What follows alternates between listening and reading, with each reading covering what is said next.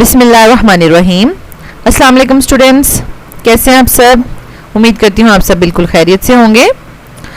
Students, आज की ये वीडियो बहुत ज़्यादा इम्पॉर्टेंट है क्योंकि इसमें आपको मैं बताऊंगी कि आपने federal board second year chemistry में जो आपको 9 हॉलीडेज़ हैं, ठीक है, तो उसको आपने किस तरह से यूटिलाइज करना है। ठीक है, आज आपका फिजिक्स का पेपर हो चुका है और further you have full 9 days to revise your syllabus. ठीक है, तो एक तो सबसे अच्छी बात है कि सिलेबस फुल नहीं है, फुल बुक्स नहीं है, रिड्यूस्ड सिलेबस है।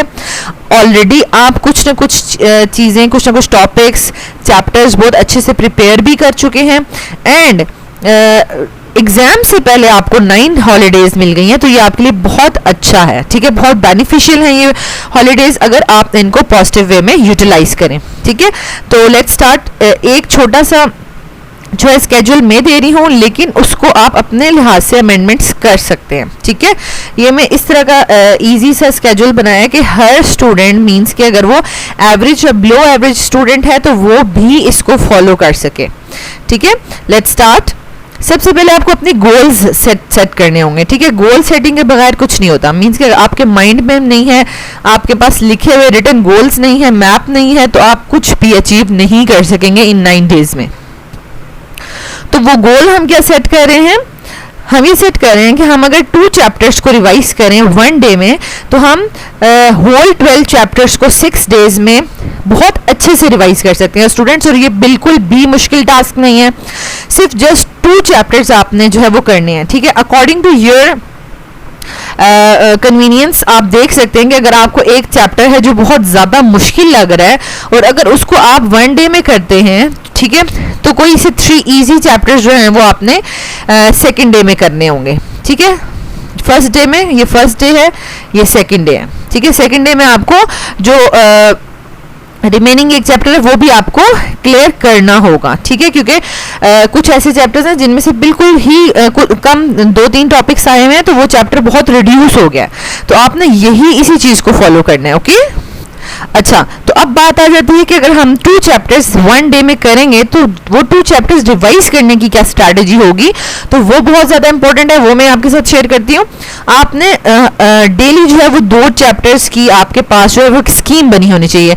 तो अगर आपने मेरे ऑर्गेनिक केमिस्ट्री के लेक्चर्स देखे हुए हैं तो आपको पता है कि कोई भी चैप्टर स्टार्ट होने से पहले जो हम स्कीम बना लेते हैं कि इसमें हम क्या क्या पढ़ने वाले हैं। ठीक है, तो ये मैंने कार्बोक्सिलिक एसिड 20th चैप्टर जो है वो आपका केमिस्ट्री का, उसकी स्कीम लिखी हुई है। ठीक है, कौन कौन से टॉपिक्स आने वाले हैं, तो आप जब ये स्कीम आपके पास दोनों चैप्टर्स की लिखी हुई होगी तो आप अपने अकॉर्डिंगली, आपने पहले अगर नॉमेनक्लेचर रिवाइज किए हैं, फिर अगर आपने reactions of carboxylic acid derivatives आपको बड़े अच्छे आते हैं वो जल्दी से आपने रिवाइज कर लिए। जो टॉपिक आपको पहले आता है और आपने बहुत अच्छा आता है, जल्दी रिवाइज हो रहा है, तो वो आप अपने अकॉर्डिंगली उसको टिक करते जाएंगे, मार्क करते जाएंगे उस स्कीम को। ठीक है, जो आपने लिस्ट बनाई हुई है। ठीक है, ये तो चैप्टर की लिस्ट हो गई।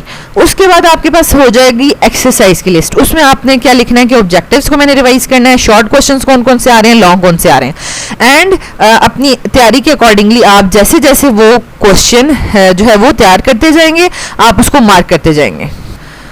और इसी तरीके से आप ऑब्जेक्टिव्स रिवाइज करने के बाद उसको भी टिक कर लेंगे। ठीक है, तो ये आपका एक चैप्टर की स्कीम बनी हुई थी, उसकी एक्सरसाइज आपने मार्क कर ली, और इसी तरह सेकंड चैप्टर के भी टॉपिक्स आपके पास लिखे होंगे, एक्सरसाइज के क्वेश्चंस लिखे होंगे और आपने उनको मार्क करना है। तो स्टूडेंट्स, ये स्कीम बनाने का मैं आपको बताऊं कि क्या फ़ायदा होता है। ठीक है, एक तो आपके माइंड में होता है कि मेरे पास आज का पूरा दिन है और मुझे ये तमाम चीज़ें कवर करनी है। ठीक है, और जैसे जैसे टिक लगता रहता है इनके ऊपर, तो आपके अंदर जो है वो एक आप कह सकते हो कि एक एनर्जी, पॉजिटिव एनर्जी इंक्रीज होती रहती है। हाँ, मेरी तैयारी हो रही है ज़बरदस्त, मेरी इतनी तैयारी होगी, मेरी आधी तैयारी होगी, मेरी 75% तैयारी होगी, तो वो आपको साथ साथ जो है वो एक पॉजिटिव एनर्जी मिलती रहती है कि आप जो है वो अपना टाइम अच्छे से यूटिलाइज कर रहे हैं। ठीक है, अच्छा, तो अब यहाँ पर क्या हुआ कि हमने 6 days को बड़े अच्छे से यूटिलाइज कर लिया। ठीक है, और हमने हर चीज़ को बड़े अच्छे से प्रैक्टिस भी कर लिया, रिएक्शंस की प्रैक्टिस कर ली। देखें, केमिस्ट्री में मैं आपको बताऊं कि आपको रिएक्शंस की बहुत ज़्यादा प्रैक्टिस करनी है। ठीक है, इनऑर्गेनिक के चैप्टर हैं, उसमें भी रिएक्शंस हैं, रिएक्शन इक्वेशंस हैं। ठीक है, अगर वो आ जाते हैं तो आप रिएक्शन नहीं लिखेंगे, सिर्फ थ्योरी ही लिखते रहेंगे ना, तो नंबर नहीं आने वाले। ठीक है, क्योंकि एग्जामिनर ने बहुत जल्दी से भी पेपर चेक करना होता है, तो वो आपकी थ्योरीज बैठ के नहीं पढ़ता, वो देखता है कि क्या मतलब इसने रिएक्शन ठीक लिखा हुआ है, बैलेंस अगर उसमें रिएक्शन की रिक्वायरमेंट है। अगर कोई ऐसा है कि जिसमें जस्ट थ्योरी वाला ही आंसर है, तो वो देखेगा कि मेन पॉइंट्स इसने हाईलाइट किए हुए या नहीं किए हुए। ठीक है, तो इस तरीके से आपने बहुत अच्छे से प्रिपरेशन करनी है। अब आपके पास रह गए हैं 3 डेज। ठीक है, उन 3 डेज में आपने क्या करना है, ये बहुत इंपॉर्टेंट है। तो स्टूडेंट्स, ये जो अब मैं आपको टेक्निक बताने जा रही हूँ, ये मैं खुद अपनी स्टडी लाइफ में भी इसको अप्लाई करती थी और इसके मुझे बहुत ही पॉजिटिव रिजल्ट्स मिले हैं। ठीक है, और जिसको मैं आपके साथ शेयर कर रही हूँ। तो अब आपने क्या करना है कि एक दिन में 3 पास्ट पेपर्स फुली सॉल्व करने हैं। ठीक है, अब होता क्या है, बच्चा तैयारी कर लेता है, ऑर्गेनिक लेके बैठा हुआ है, इनऑर्गेनिक लेके बैठा हुआ है, ठीक है, एक चैप्टर तैयार कर रहा है, कहता है मेरी बहुत अच्छी तैयारी हो गई है। लेकिन जब पेपर उसके सामने आता है तो उसका जो माइंड होता है ना, वो ऑफ हो जाता है। ठीक है, वो वहीं पे ब्लैंक हो जाता है कि अच्छा ये कौन सा क्वेश्चन आ गया, ये तो मैंने नहीं तैयारी की हुई थी, या ये कहाँ से आ गया, ये घुमा फिर आके आ गया, ये आउट ऑफ कोर्स आ गया। तो इस तरह की बातें आपके माइंड में चलने लगती हैं, लेकिन ऐसा कुछ नहीं होता। ठीक है, आपकी कोर्स बुक में से ही क्वेश्चन होता है। ठीक हो गया। लेकिन अब जब आप डेली 3 पेपर सॉल्व करेंगे, सोचे आप सुबह बैठे हैं, ठीक है, फ्रेश माइंड के साथ आपने तैयारी की हुई है, आप 3 पेपर सॉल्व करें। लेकिन यहाँ पर आपको थोड़ी सी रिलैक्सेशन में दे रही हूँ कि अब ये नहीं है कि अगर आपको एक क्वेश्चन है और आपको अच्छे से नहीं पता चल रहा कि इसका क्या पेपर क्या आंसर है, तो आप बैठे नहीं, आपने बुक साथ लेके बैठना है, क्योंकि अभी आप घर पे पेपर सॉल्व कर रहे हैं। अगर आपको कोई नहीं आता क्वेश्चन, कोई मसला नहीं, खोलो उसको, देखो कि इसको किस तरह से प्रॉपर में जो अटेम्प्ट करना है। ठीक है, उसको देखो, फॉर्मूला देखो, उसका कोई स्ट्रक्चर है वो देखें, टेस्ट देखें, लेकिन उसको फुल फ्लेज आपने पेपर की फॉर्म में 3 आवर्स में 3 आवर्स से पहले जो है वो 1 पेपर सॉल्व करना है, फिर थोड़ी सी रेस्ट करनी है, फिर दूसरा पेपर सॉल्व करना है, फिर तीसरा। ठीक है, तो इस तरह से आपके पास क्या होगा कि आप 3 डेज में 9 पास्ट पेपर्स को देख चुकेंगे। अब यहाँ पर एक क्वेश्चन आता है, क्या पास्ट पेपर्स में से भी क्वेश्चन आने का चांस है? देखिए, आ जाता है तो वेल एंड गुड, हमने बहुत अच्छी तैयारी की हुई है, हम उसमें फुल मार्क्स ले लेंगे। लेकिन अगर क्वेश्चन नहीं भी आता, ठीक है, फॉर एग्जांपल मैं आपको कहती हूँ कि बेंजीन के रिएक्शंस में पास्ट पेपर्स में सल्फोनेशन, ठीक है, सल्फोनेशन और नाइट्रेशन के बड़े ज़्यादा क्वेश्चंस आए हुए हैं। ठीक है, अब अल्काइलेशन बड़ा सिंपल सा है, ठीक है, वो नहीं आया हुआ, हो सकता है इस दफ़े पेपर में कोई एग्जामिनर अल्काइलेशन डाल दे। आप कहेंगे ये क्या आ गया, मैंने तो नाइट्रेशन की तैयारी की हुई थी, मैंने तो सल्फोनेशन की तैयारी की हुई थी, नाइट्रेशन आ गया। ठीक है, ये नहीं होता। अगर किसी बच्चे को नाइट्रेशन का मैकेनिज्म करना आता है बेंजीन के सब्स्टिट्यूशन रिएक्शंस में, या सल्फोनेशन का करना आता है, तो वो अल्काइलेशन पूछ लें उससे, एसाइलेशन पूछ लें, वो उसको आता ही होगा। ठीक है, ज़रूरी नहीं है कि पास्ट पेपर्स में से क्वेश्चन आए, लेकिन पास्ट पेपर में जो क्वेश्चन मौजूद है उसी में थोड़ी अमेंडमेंट करके पेपर आ जाता है। ठीक हो गया। अब आपने जब 3 दिन में इंशाल्लाह 9 पेपर्स पास्ट पेपर सॉल्व करेंगे, एक तो इसके बहुत ज़्यादा एडवांटेजेस हैं, उसमें से सबसे अच्छा पहले देख लें कि आपने पेपर्स कौन से सॉल्व करने हैं। ठीक है, वो फेडरल बोर्ड के पास पेपर्स आप ले सकते हैं, या हो सकता है कि आपके कॉलेज के टीचर्स ने भी इतने अच्छे पेपर्स जो हैं वो आपको बना के दिए हुए हैं कि भाई ये क्वेश्चंस कर लो, ये तो मस्त पेपर में आएगा ही आएगा ना, तो आप अपने कॉलेज के पास पेपर्स को भी सॉल्व कर सकते हैं। कोई से भी आप 9 पेपर्स अपनी चॉइस से ले सकते हैं। ठीक हो गया। अच्छा, अब ये पेपर सॉल्व करने के मैं आपके साथ एडवांटेजेस शेयर करने लगी थी। बहुत से एडवांटेजेस हैं, उनमें सबसे पहले क्या है कि आपको पेपर अटेम्प्टेशन आ जाएगी। ठीक है, क्योंकि अब क्या हो रहा है कि आप जो है वो जैसे लूज शीट्स पे या अपनी मर्जी से वो जैसे पहले पेपर देते थे तो वैसे नहीं हो रहा, अब ई शीट्स आ रही हैं।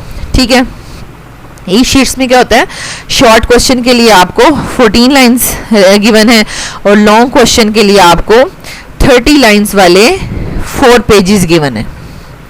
ठीक है, और ई शीट्स के बारे में आपको आपके जो कॉलेज के टीचर्स हैं उन्होंने भी गाइड किया होगा, फेडरल बोर्ड की वेबसाइट पे भी है। ठीक है, इंफॉर्मेशन के ई शीट्स पे पेपर कैसे सॉल्व करना है या कितनी कितनी लाइंस गिवन है वो भी है। ठीक है, तो वहाँ पर भी आप देख सकते हैं। लेकिन अब आपने क्या करना है कि आप के पास ई शीट्स हैं तो अच्छी बात है, नहीं है अगर आप प्रिंट्स आपके पास है नहीं है तो आप अपने घर में जो स्मॉल लाइंस वाला रजिस्टर यूज़ करते हैं ना, तो आपने उसमें कोशिश करनी है कि शॉर्ट क्वेश्चन अगर मैं पेपर अटैम्प्ट कर रहा हूँ अभी प्रैक्टिस के लिए या कर रही हूँ, तो वो मेरे 14 लाइंस के अंदर अंदर ही मैं उसका आंसर दे दूँ। ठीक हो गया। और जो लॉन्ग क्वेश्चन है, लॉन्ग क्वेश्चन के जितने भी पार्ट्स हैं ना वो 4 पेजेस में आने चाहिए। अब वो 4 पेजेस के अंदर कितनी लाइंस हैं? 30 लाइंस इन 1 पेज, तो 4 है। ठीक है, 120 लाइंस में आपको पूरा एक लॉन्ग क्वेश्चन सॉल्व करना होगा। ठीक हो गया। तो एक तो ये प्रैक्टिस हो जाएगी, आपको वहाँ पे ये प्रॉब्लम नहीं होगी कि मैंने तो ज़्यादा आंसर लिखना था, ये छोटी लाइंस हैं, इसका क्या करना है। ठीक है, लेकिन यहाँ पर मैं आपको बता दूँ कि मैंने वहाँ पे ये भी वेबसाइट पे ये भी देखा था कि अगर समहाउ ऐसा होता है कि क्वेश्चन की आपकी स्पेस खत्म हो गई है और आपको और लिखना है, तो आपको एक एक्स्ट्रा शीट दे दी जाती है जो उसको आपने उसको अटैच करना है, but you have to still confirm it yourself from the website also. ठीक है, वेबसाइट पे ही मैंने देखा था। नेक्स्ट ये है कि आपका एग्ज़ाम फियर जो है वो बहुत कम हो जाता है, क्योंकि आपने इतनी प्रैक्टिस की होती है लास्ट 3 डेज में पेपर देने की कि आपको वो शॉर्ट क्वेश्चन पूछ रहे हैं, लॉन्ग क्वेश्चन पूछ रहे हैं, नॉमेनक्लेचर पूछ रहे हैं, रिएक्शन टेस्ट पूछ रहे हैं, ठीक है, या कोई कॉन्सेप्चुअल क्वेश्चन बना के पूछ लिया, आपको सब कुछ हल करना आ रहा होता है। ठीक है, एग्जाम फियर नहीं रहेगा आपका। आपको 3 घंटे के अंदर अंदर पेपर सॉल्व करना है, आपको टाइम मैनेजमेंट आ जाएगी। ठीक है, और बोर्ड के पेपर में किस तरह के क्वेश्चन पूछे जाते हैं, क्या बहुत डिफिकल्ट पूछे जाते हैं या बहुत इजी पूछे जाते हैं, ये भी आपके माइंड में क्लियर हो जाता है। ठीक है, अब इस पे तो मैं आपको कि बोर्ड के एग्जाम्स में किस टाइप के क्वेश्चंस पूछे जाते हैं अगर हम पास्ट पेपर का एनालिसिस करें। ठीक है, तो अभी मैं वैसे उस पर भी एक वीडियो अपलोड करने वाली हूँ रिसेंटली, अब मैं भी आज ही कर दूँ या कल। ठीक है, तो आपने उसको भी ज़रूर देखना है, एनालिसिस ऑफ पास्ट पेपर कि अगर आप अभी 2019 का ही पेपर उठा लें, उसके तमाम शॉर्ट क्वेश्चंस, तमाम लॉन्ग क्वेश्चन सब मैंने खुद 1 by 1 उनको ऑब्जर्व किया है। They all the questions are very very very easy and direct from the topic. ठीक है, कोई ऐसा क्वेश्चन मुझे नज़र नहीं आया 2019 के पेपर में कि जो मुझे लगे कि ओहो ये तो मतलब लग रहा है कि बहुत कहीं घुमा फिरा के पूछ लिया, एक्सेप्ट एक 3 नंबर का क्वेश्चन था। ठीक है, जो मुझे लगा कि मतलब primary secondary and tertiary alcohols की ऑक्सीडेशन पढ़ाई तो हुई है बच्चे को, लेकिन इस तरह का क्वेश्चन वो सॉल्व नहीं कर सकेगा।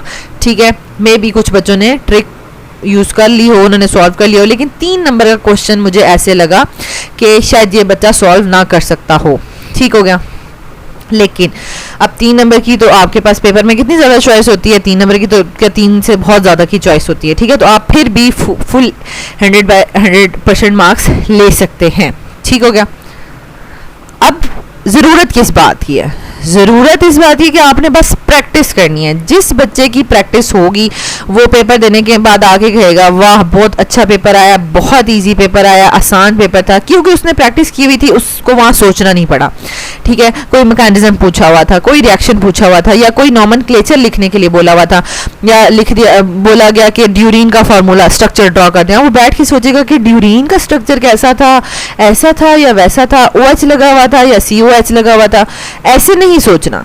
जिसकी प्रैक्टिस अच्छी होगी वो बहुत खुश होने वाला है पेपर के बाद। ठीक हो गया, प्रैक्टिस बहुत करनी है क्योंकि बहुत ज़्यादा दिन है।